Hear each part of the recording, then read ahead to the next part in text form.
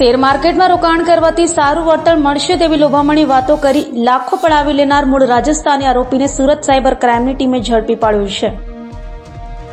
સુરતમાં ઓનલાઈન ઠગાઈના બનાવો વધી રહ્યા છે ત્યારે સુરત સાયબર ક્રાઇમની ટીમે શેર માર્કેટમાં રોકાણના નામે ઠગાઈ આચરનારને ઝડપી પાડ્યો। તો આ અંગે પોલીસે જણાવ્યું હતું કે અજાણ્યા વોટ્સએપ ગ્રુપમાંથી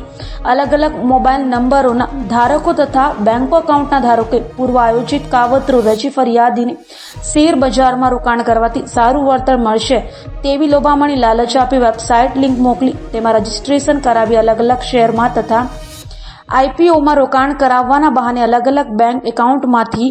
14 લાખ ટ્રાન્સફર કરાવી તેમાં ફક્ત 100 રૂપિયા નફા પેટે જમા આપી બાકીના નફાના રૂપિયા ઉપાડવા નહીં દઈ છેતરપિંડી આચરાઈ હતી। જે અંગે સુરત સાયબર ક્રાઇમમાં ફરિયાદીએ ફરિયાદ નોંધાવતા સાયબર ક્રાઇમની ટીમે ત્વરિત તપાસ હાથ ધરી